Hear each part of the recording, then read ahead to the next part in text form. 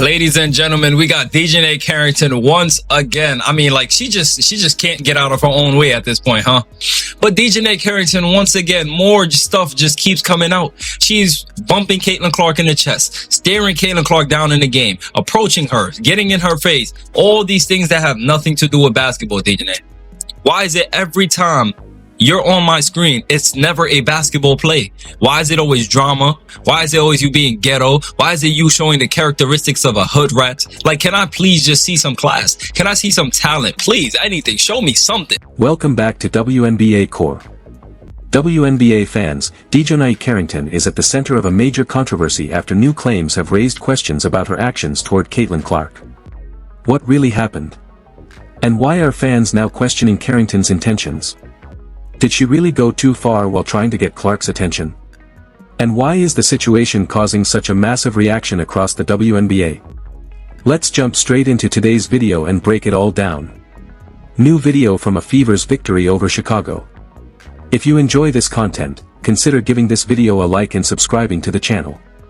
And wanted the world to see happen tonight. And how did it turn out? Caitlin Clark had 37 points, 10 assists, 8 threes, and we got this lovely reaction. But I want to point out something that happened in the game. Some of the Chicago Sky, including DiJonai Carrington, to me, were looking for a fight this game. And Caitlin, instead of talking about it in the media, just did it with her basketball skills. And this is one of the plays that happened. Indiana can regain the lead. Clark, another step back three. Yes. And a little bit of passion afterwards. You love it. This is. So DiJonai purposely runs into Clark, and then Clark just waves her off. You can tell that Clark was just over that storyline and with that rival. It gives her exactly what she wants. And as you can see, Caitlin Clark smiling at her while DiJonai Carrington is talking to her, and the ref, even the ref is not trying to hear it. This black brother right here ain't even trying to hear it, man. And your breath probably stink as well. Like when you got the characteristics of it, how do I expect you to even take care of yourself? You slap yourself on with makeup every single game. When we're trying to watch basketball, you're over here trying to get cute and stuff like that. This is the point that should actually make everyone uncomfortable when they see it again. Very few fouls were called. Play after play, defenders are all over Clark, grabbing arms, jerseys, and leaving marks as if the player with the deepest mark would win a prize. Additionally, the whistle remains totally silent. This is not an isolated incident resulting from a single chippy possession. For weeks now, a pattern has been gradually emerging in plain sight, and it's expressed in the harshest words possible in the post that started this whole discussion. Took the ref 30 business days to call this foul on Caitlin Clark. But of course they want to demonize Clark and be like, she was overreacting. She's the most fouled player in the league. What are we doing? Why was the whistle not blown right here?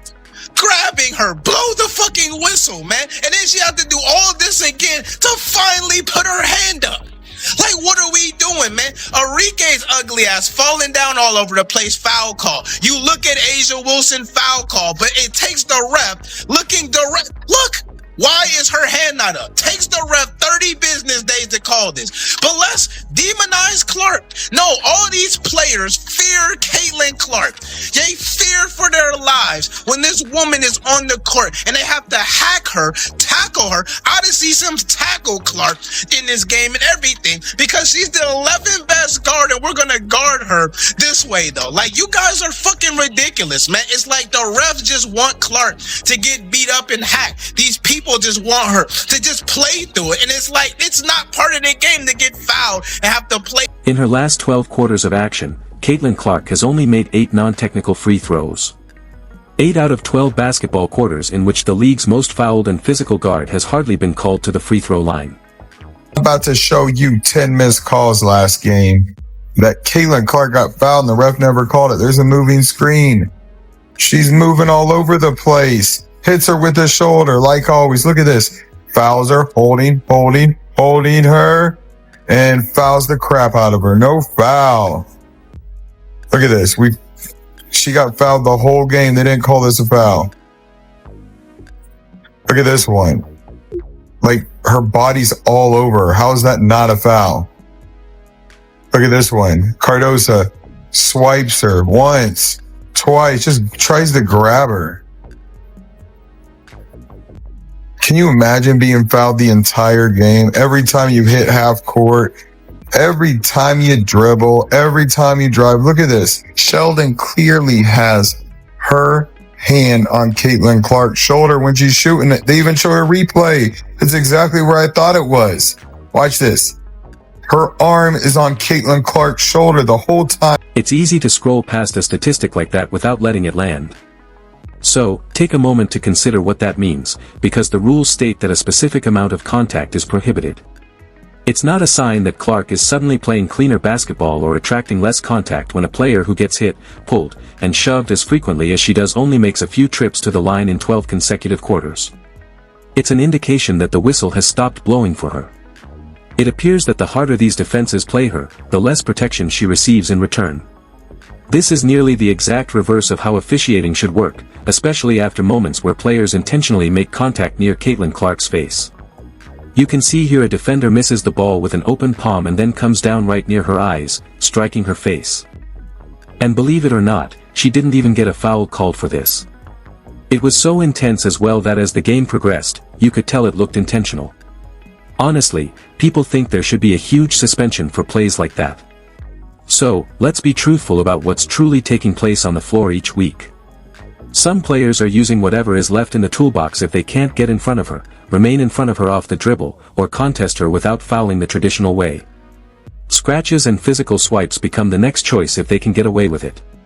And if a full-on tackle to the ground is too blatant for even a sympathetic official to overlook, a little grasp here, a scratch there, small enough to go unnoticed in real time, becomes noticeable on replay the following morning, connecting an extremely frustrating series of dots.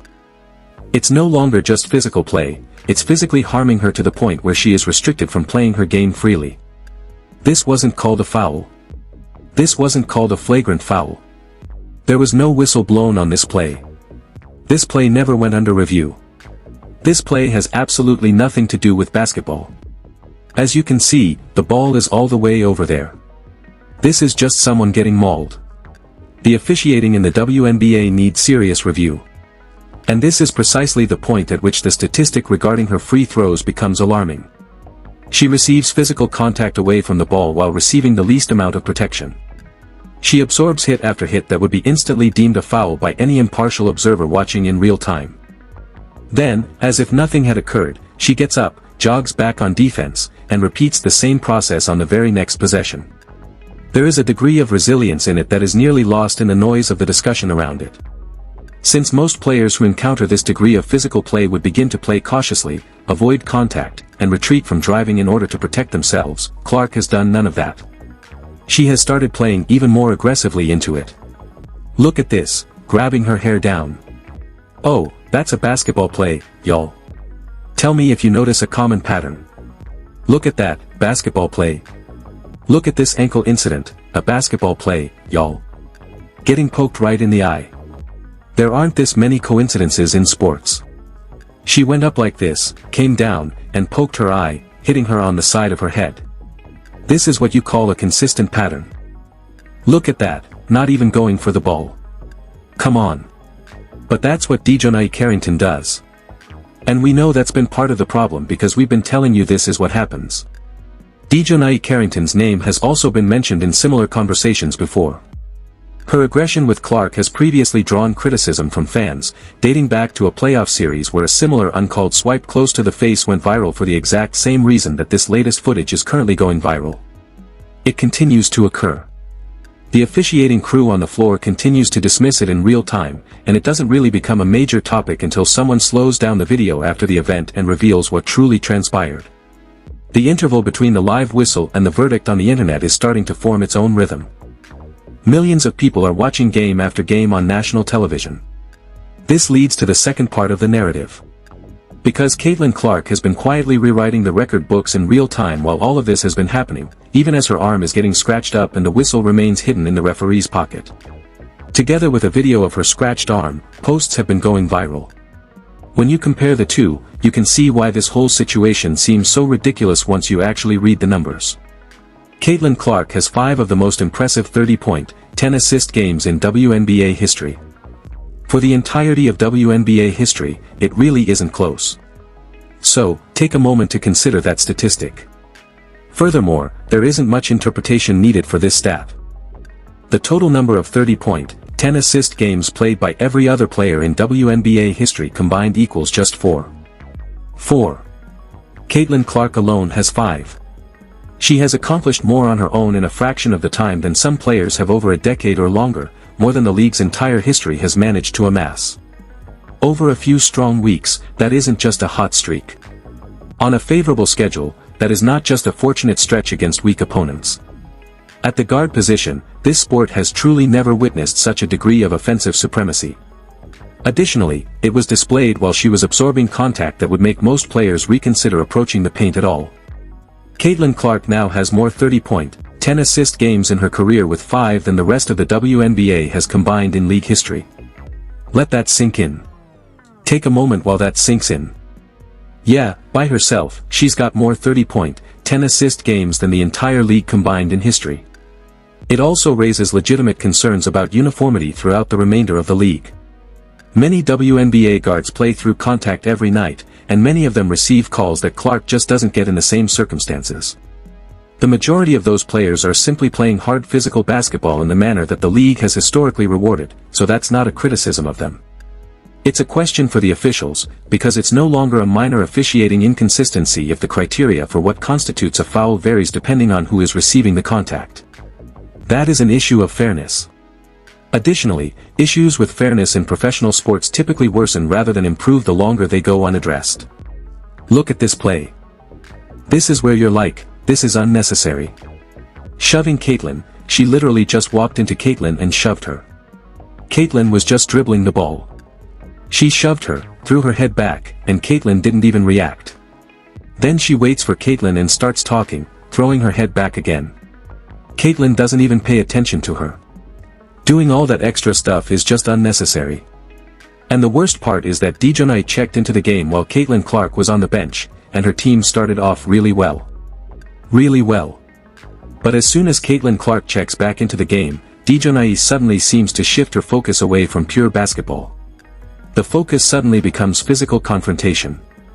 And if you sit with it, that's actually what makes the entire narrative so difficult to ignore. This isn't a player who is quietly crumbling under the pressure of physical play. Despite being tackled, grabbed, scratched, and generally ignored by whistles, rather than avoiding contact, she is creating the best run of 30 and 10 games in this league's history. She appears to react by dropping another 30 and 10 the following time she gets on the floor whenever a defender determines that grabbing her arm is the best course of action rather than using their feet to play defense. It hasn't worked if the intention was to physically exhaust her to the point where her production stops or to irritate her into a slump. It hasn't worked at all, and every single week the data supports that. Now, people are trying to talk about Caitlin Clark shooting 13 free throws in a game. The same people that talk about Aya Wilson getting a special whistle when she shoots double-digit free throws every game, or the same people that praise Angel Reese when she gets to the line constantly off physical play. But when Clark gets 13 free throws in a game, people want to criticize it. When Angel Reese gets a double-double in a loss, it gets hyped up. But when Clark plays great in a loss, critics want to do the opposite and minimize it. Clark is heavily defended and physically guarded every game. She got the whistle she deserved in that game against the Dallas Wings. She should be shooting free throws like that every single game because defenders hold on to her and foul her constantly. Before concluding, it's important to reiterate that contrast because it truly tells the complete story. In 12 quarters, she made only 8 non-technical free throws while defenders scratched her arms and got away with contact that would have resulted in a whistle against almost any other player. Yet, she is also going on a remarkable statistical run in that same period of time that hasn't been matched by the league as a whole. League management should take a careful look at those two facts alone. Even now, Caitlin Clark continues to put up numbers that set historical marks. She still leaves the game with the assists and the points. The marks on her arm may indicate how aggressively some players are attempting to slow her down, but regardless of how many defenders they throw at her, the record book provides precise data regarding the effectiveness of her play. No matter how physical opponents get, the numbers continue to stack up in her favor. Some commentators even speculate about officiating tendencies, questioning whether there is a broader directive regarding how her games are called. People wonder why she accumulates technical fouls so quickly when expressing frustration over physical contact. Additionally, there is a greater impact associated with all of this that isn't shown in any box score. Every time a defender successfully grabs an arm hard enough to leave marks without a whistle, it sends a message to other teams that guarding the best player in basketball this way is acceptable. Coaches watch film, too. Other teams will begin creating defensive game plans centered around precisely that type of physical contact. If the footage demonstrates that grabbing goes unpunished, why wouldn't they use it? That's how unchecked physical play spreads throughout a whole league rather than remaining confined to a single matchup. For that reason, events like this merit greater attention than a single viral clip receives before people move on to the next topic. Look at the double standards being discussed. Critics point out plays where other stars like Angel Reese make physical contact without strict whistle calls, while light contact on the other end gets called immediately.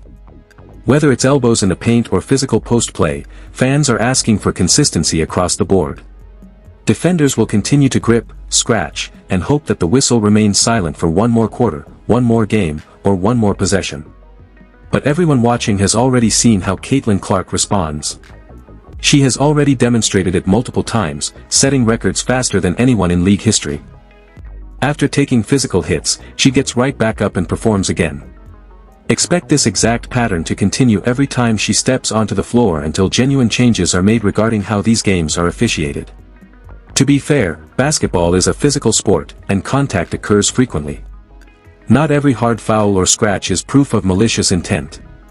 However, when the pattern occurs repeatedly, game after game, and the free throw figures confirm what the eye test demonstrates, it becomes a trend worth monitoring, discussing, and having the league office review. And that's a wrap for today's video on WNBA Core.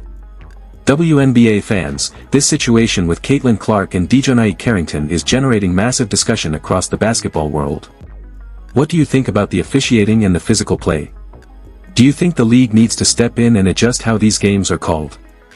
Drop your thoughts in the comments below. I want to hear what you think. If you enjoyed this update, hit that like button, subscribe to WNBA Core, and turn on notifications so you never miss any major WNBA updates. Thanks for watching, stay tuned, and we'll see you in the next video on WNBA Core.